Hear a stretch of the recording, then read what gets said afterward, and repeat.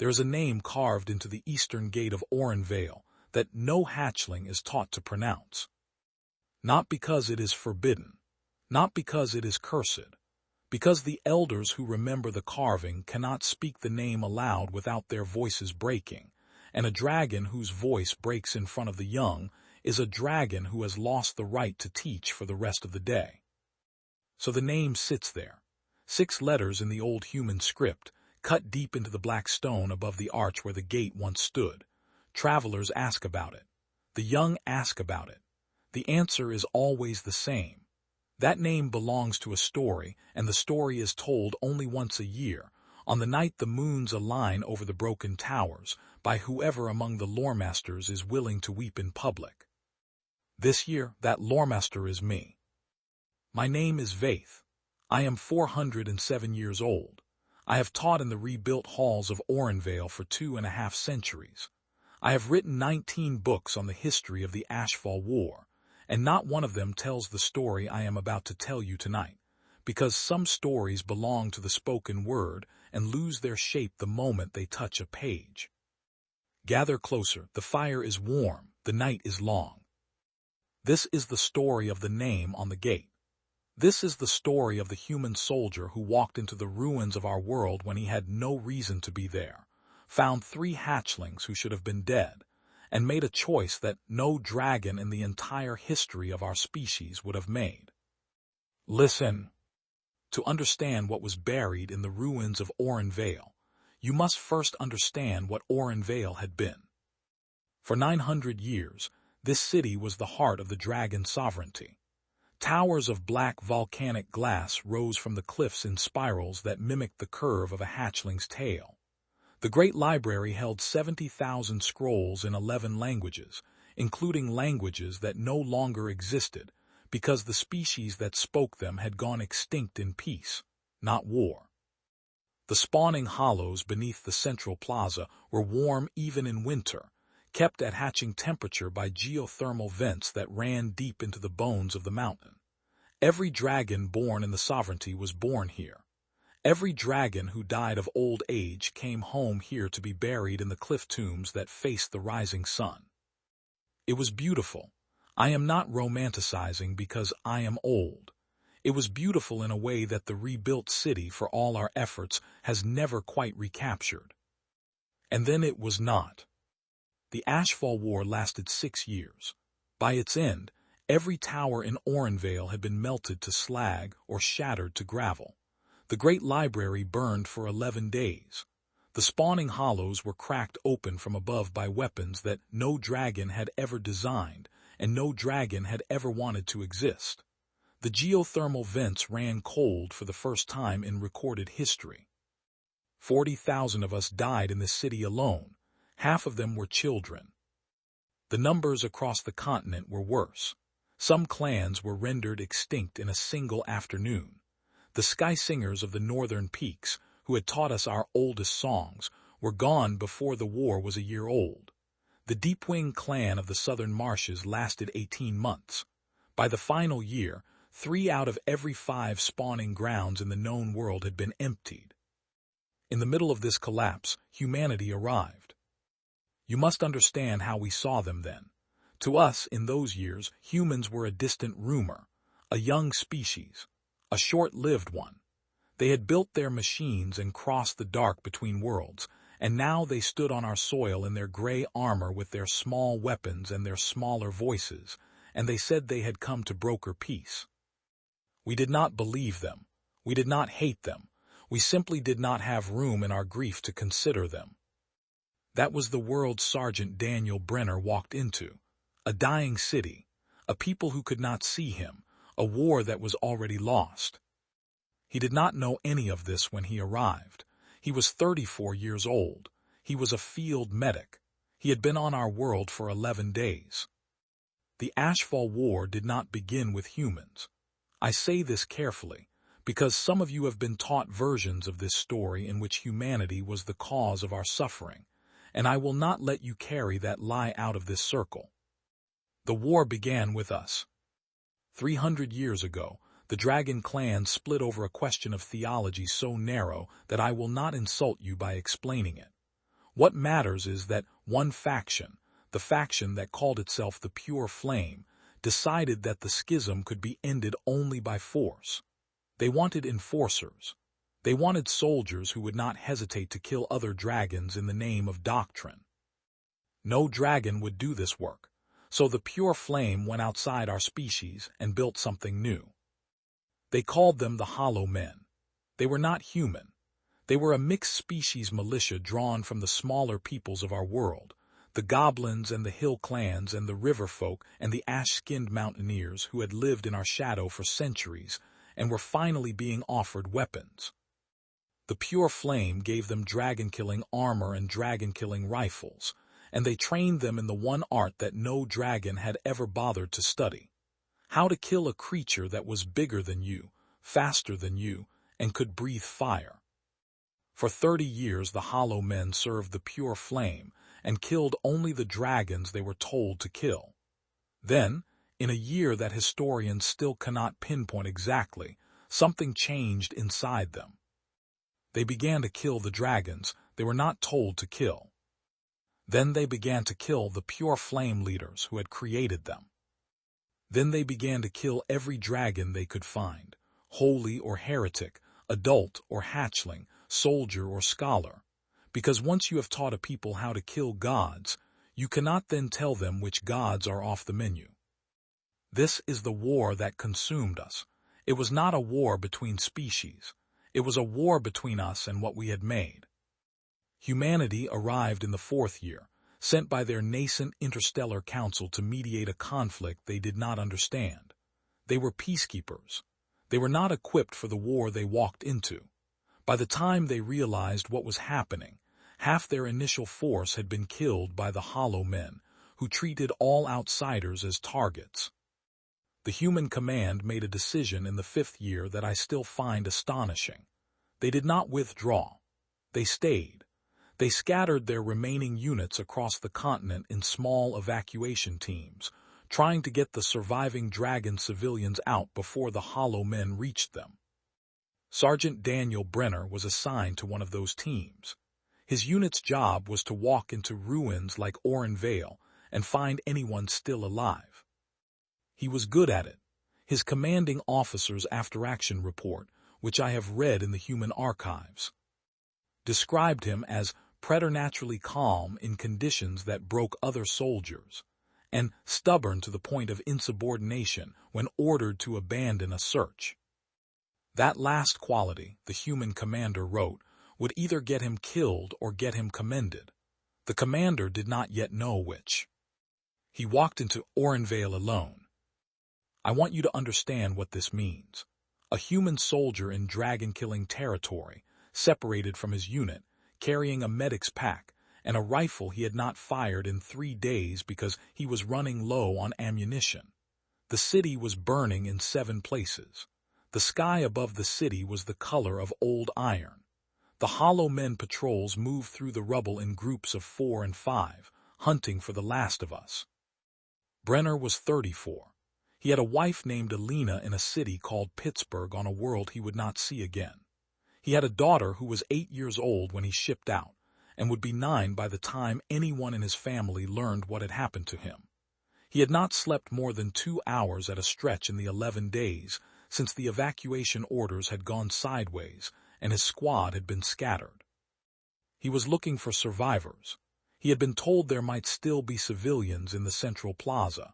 He found instead a collapsed spawning chamber under what used to be the library steps, and inside that chamber, hidden in a pocket of broken stone, 3 hatchlings who should have been dead. The eldest was Sierra. She was 11 days old. Her left wing had been broken by falling debris and had set wrong, locking the joint at a useless angle. She could not fly. She could barely walk. She was the one who saw him first, through a gap in the rubble, and she did what hatchlings are taught to do when they see something larger than themselves. She went silent and still and prepared to die. The middle one was Tomek. He was 9 days old. He was the largest of the 3 and the loudest, and his survival instinct had not yet caught up with his stomach, which had been empty for 4 days. He growled at Brenner from the back of the chamber. The growl of a 9-day-old dragon is not a fearsome sound. It is the sound of a creature trying very hard to be more than it is. The youngest was the one we now call Little Ash. She was 7 days old. She had not spoken a sound since the bombing. Not a chirp, not a cry, not a hiss. She had watched her birth mother die in front of her on the second day, and the part of her brain that produced sound had simply closed. She was sitting in the corner of the chamber with her tail wrapped around her body, and her eyes did not track Brenner when he entered. He could have left. This is the part of the story I want you to hold on to. He could have walked away. His mission was to find civilians, and dragon hatchlings did not technically qualify under the human command's definition of civilian, and he was alone, and he was wounded, and he was carrying enough rations for one person for 3 days. He set down his rifle. He took off his helmet. He sat on the broken stone of the chamber floor, 6 feet from the hatchlings, and he opened his medic's pack. He did not speak. He did not reach for them. He simply sat there with his pack open between them and waited. Sierra watched him for 2 hours before she moved. The ruins of Orenvale were not just dead. They were actively trying to kill anything that moved through them. The towers that still stood were unstable. They fell at random, often at night, often without warning. The dragonfire residue from the bombing had pooled in the lower streets in slicks of pale blue liquid that burned anything organic on contact and could not be extinguished by water. The spawning hollows beneath the city were partially collapsed, and the geothermal vents that had once warmed them now leaked sulfur gas into the lower passages in concentrations that would kill a small creature in minutes and a large one in hours. And the hollow men were everywhere. They moved in patrols of 4. They carried dragon-killing rifles with thermal scopes that could see through stone. They had hunting horns made from the wing bones of adults they had killed, and they blew those horns at night to flush out survivors. The sound of those horns is something I cannot describe to you. It is in my bones still. It does not leave. Brenner could not carry 3 hatchlings. Each of them weighed roughly 30 pounds at that age. He was already carrying 40 pounds of medical equipment and his weapon and his remaining rations and water for himself. The math was simple and brutal. He could carry 2 and the third would have to walk, or he could carry 1 and the other 2 would have to walk, or he could try to move all 3 on foot and they would be caught by the second night. Sierra could not fly. Tomek could walk but not far. Little Ash could walk but would not because she would not respond to any instruction. He sat in the chamber for 2 days while he thought about this. During those 2 days, he treated Sierra's wing as best he could, knowing it would never heal correctly. He fed Tomek strips of dried protein from his rations, and Tomek ate them and then vomited them up, because dragon hatchlings cannot process processed human food. He sat next to Little Ash and did not touch her and did not speak to her, but he was there. And after the first full day, she moved 6 inches closer to him in her sleep. On the 3rd day, he started moving them out. He had decided he could not save all 3 by trying to leave the city. So he was going to find a place inside the city that the Hollow Men did not patrol, and he was going to fortify it. And he was going to wait for either a human evacuation unit to come back through Orenvale or for the hatchlings to grow strong enough to travel. It was a terrible plan. The Human Archives describe it in the after-action report as tactically indefensible. But it was the only plan that did not require him to leave a child behind. He found a half-collapsed temple in the northern quarter, built into the cliff face, with a single defensible entrance and a back passage that led to a freshwater spring. He moved the hatchlings there over the course of 3 nights, carrying them one at a time on his back. The night passes took him through territory that the Hollow Men patrolled in groups of 6. He was never caught. I do not know how he was never caught. The human soldiers who came later when they reconstructed his route called it lucky. I call it something else. I want to tell you about the 7 days at the temple, because Sierra told me about them many times, and I have her words almost exactly. She said that for the first day she did not trust him. She watched him constantly. She slept with her back to the wall and her good wing raised. When he came near her with the bandages for her broken wing, she snapped at him, and her teeth, even at 11 days old, were sharp enough to draw blood from a human wrist. He let her bite him. He did not pull back. He simply waited until she had her teeth in his arm and then said in his quiet voice, I know, I'm sorry. I have to do this or it'll never heal even a little." She bit him 3 times that first day. He bandaged his own arm afterward and then went back to bandaging her wing. On the second day, she stopped biting. On the third day, she let him hold her while he worked. On the fourth day, she put her head against his chest while she slept. Tomek was easier. Tomek was hungry. Tomek would have followed anyone who offered him food. The problem was that Brenner had nothing Tomek could eat. He solved this by going out at night, alone, into the ruined gardens of the temple district and digging up the roots of the ash plums that still grew there and boiling them down into a paste that Tomek could keep in his stomach. He spent 4 hours a night doing this. He did not sleep during those nights.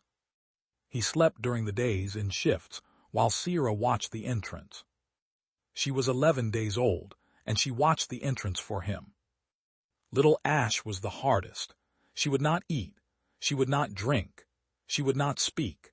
For the first 4 days at the temple, she sat in the same corner she had chosen on arrival, and she did not move except when Brenner moved her gently to clean her or to change the cloth he had laid under her. On the 5th day, he tried something. He had a ration cracker in his pack. The standard-issue human field ration cracker is a square of compressed grain about 3 inches across, designed to provide 800 calories of energy in a form that will not spoil for 10 years. It tastes, by the universal agreement of every human soldier who has ever eaten one, like sawdust mixed with chalk. He broke a corner off the cracker. He held it out to little Ash on the flat of his palm. She did not take it. He sat there for an hour with his hand out. Then he put the cracker corner on the stone floor in front of her and went back to his work. When he checked an hour later, the cracker was gone. She had eaten it. She had not looked at him while she did it, and she had not made a sound, but she had eaten it. He gave her another corner the next morning. She ate it. He gave her a whole cracker on the 7th day. She ate it. He told her very softly, "It tastes awful. I know, I'm sorry, it's all I have." Sierra and Tomek, who had been watching this whole exchange, both tried a piece of the cracker out of curiosity. Sierra spat hers out immediately. Tomek tried to be polite and chewed his for almost a full minute before spitting it out and looking at Brenner with an expression of profound betrayal. Brenner laughed. It was the first time Sierra had ever heard a human laugh. She told me, many years later, that the sound was strange and warm and that she did not understand it at first, but that she knew, even then, that it was a sound she wanted to hear again. The Hollow Men found the temple on the 9th day. It was not Brenner's fault. He had been careful. He had erased his tracks. He had moved only at night. But the Hollow Men had thermal scopes, and the temple, despite its half-collapsed state, was still warm enough from the geothermal vents below to register as a faint heat signature against the cold ruin of the surrounding district. A patrol came up the temple steps just before dawn, 4 of them. Brenner heard them coming. He had been awake for most of the night, listening, because he had been awake for most of every night. He woke Sierra. He did not wake the others. He whispered to her, "If I do not come back, you take them. You go through the back passage. You follow the spring downhill until you find the river. You follow the river east until you find people who look like me." Sierra told me that she did not understand the word east. He had to point. He went out the front of the temple with his rifle. He met the patrol at the bottom of the steps. He killed 2 of them with his last 3 rounds of ammunition. The other 2 he killed with the medic's scalpel from his pack and a piece of broken masonry that he picked up from the steps. He came back inside bleeding from a wound in his side that he did not let Sierra see. He cleaned himself and bandaged himself in the back chamber, alone, and when he came out to the front he was smiling, and he told Sierra that everything was fine. She knew it was not fine. She was 11 days old, but she had learned in those 9 days at the temple to read his face.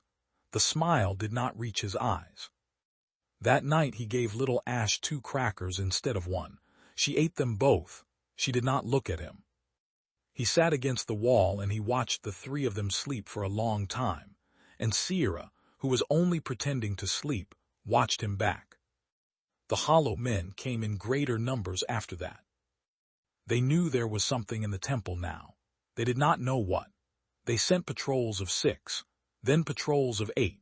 Brenner killed a patrol of 6 on the 11th day with weapons he took from the patrol of 4 he had killed before.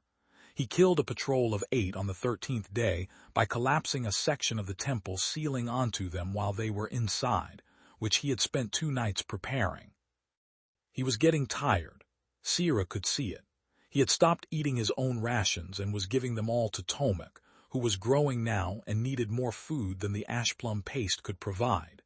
He was sleeping for 1 hour at a time, in fragments. His wound in his side had not closed properly because he could not stop moving long enough to let it. He had developed a cough that he tried to hide by going outside when the fits came. On the 15th day, he found something he had been looking for. He had been venturing further from the temple at night, scouting, listening, trying to find a sign of human forces still operating in the region. On that 15th night he came back to the temple just before dawn with a look on his face that Sierra had not seen before. He told her that he had heard human voices 3 miles east of the city, an evacuation convoy, dragon civilians being moved out by a joint human-dragon escort. They were going to be there for 1 more day, and then they were moving on. He told her they were going to walk to that convoy. He told her they were going to leave at sundown. He told her, very carefully, that he was not sure he could make it there with all 3 of them. Sierra asked him what that meant. She was 26 days old by then, old enough to ask questions and to understand most of the answers. He did not answer her right away. He looked at Tomek, who was eating ashplum paste in the corner. He looked at little Ash, who was sleeping with her tail wrapped around the ration cracker Brenner had given her 3 days earlier, and which she had not yet eaten because she was saving it. He said, "I'm going to get you to the convoy. All 3 of you, I promise." Sierra said, "And then?" He did not answer. They left the temple at sundown on the 15th day. The 3 miles to the convoy did not sound like much. To you, sitting here in this circle, the words 3 miles are nothing.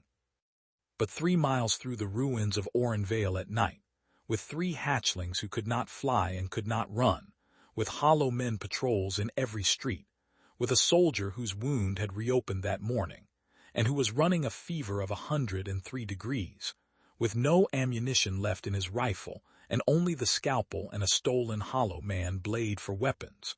Those 3 miles were not 3 miles. He carried little Ash on his back. He had Sierra on a rope at his left side because Sierra could walk but could not keep up at full speed. He had Tomek at his right because Tomek could keep up but had a tendency to wander off after interesting smells. They made it the 1st mile in 3 hours. They made it the 2nd mile in 5. At the start of the 3rd mile, just past the broken statue of the Dragon Queen Vethriel that used to stand in the southern plaza, they were spotted. A hollow man scout on a rooftop saw them and blew his hunting horn. The sound carried across the ruins, and within minutes every patrol within a mile of them was converging. Brenner stopped at the foot of the eastern gate. The eastern gate of Orenvale was the last standing structure of the old wall. It was a high arch of black volcanic stone, 20 feet wide, with a defensible chokepoint where the road passed through. Beyond the gate, the road descended a long slope toward the open country where the evacuation convoy was waiting. You could see the convoy from the top of the gate. You could see the lights of the escort wagons. You could see the silhouettes of the dragon refugees being loaded. It was less than a mile away. Brenner set little Ash down on the road on the far side of the gate. He untied Sierra from his belt. He knelt in front of the three of them, and for the first time in the 15 days they had known him, he looked tired in a way that he had never let them see. He said, "Sierra, you're going to take them down this road. You're going to walk, not run, because little Ash can't run. You're going to follow the road until you reach the people with the wagons. You're going to tell them I sent you." Sierra said, "Who do I say sent us?" He said, "Sergeant Daniel Brenner, Field Medic, 3rd Battalion. Tell them that exactly." She said, "Sergeant Daniel Brenner, Field Medic, 3rd Battalion." He said, "Good girl." Then he said, "You're not going to look back. No matter what you hear, you keep walking. You keep them walking. You understand me?" She understood him. Tomek did not. Tomek tried to follow him back toward the gate. Brenner crouched and held Tomek by the shoulders and told him, "You are the strongest. You have to help Sierra carry little Ash if she gets tired. Can you do that?" Tomek could do that. Brenner reached into his pack one last time. He had one ration cracker left. He broke it into 3 pieces, and he gave one to each of them. Little Ash put hers in her mouth. Sierra held hers in her hand. Tomek put his in the small pouch on his harness that Brenner had made for him out of a strip of his uniform on the 2nd day at the temple. And Tomek did not eat that piece of cracker for the next 60 years. Brenner stood up. He kissed the top of little Ash's head. He touched Sierra's broken wing very gently. He ruffled the scales on Tomek's snout. Then he turned around and walked back through the eastern gate, with the stolen blade in one hand and the empty rifle in the other, and the hunting horns of the hollow men were already loud on the other side of the arch. Sierra took her siblings down the road. She did not look back. She heard the gunfire start when they had gone about 200 yards. She heard it continue for a long time. She heard it stop when they had gone about half a mile. She did not look back. She walked little Ash and Tomek the rest of the way to the convoy, and she told the first human she saw that Sergeant Daniel Brenner, Field Medic, 3rd Battalion, had sent them. The human escort sent a recovery team back to the eastern gate the next morning at first light. They found 17 dead hollow men around the base of the arch. They found Brenner sitting against one of the gate pillars, with the empty rifle across his knees and the stolen blade in his hand, and the fever in his face had finally let him go. They brought him home with the convoy. They buried him in the human cemetery at the rebuilt outpost 3 weeks later. His wife Alina received the folded flag and the citation. His daughter, who was 9 years old by then, received a letter from his commanding officer that ended with the line, "He saved 3 children. I do not know how. I do not think he knew how either." The war ended 7 months later. The hollow men were broken at the Battle of 3 Rivers by a combined human-dragon force, and the survivors of their leadership were tried and executed under the laws of the rebuilt sovereignty. The dragon clans rebuilt Orenvale slowly over the course of 40 years, and humanity helped, because by then humanity was no longer a stranger to us. Humanity was an ally. Humanity was a friend. We did not arrive at that friendship by treaty. We did not arrive at it by trade.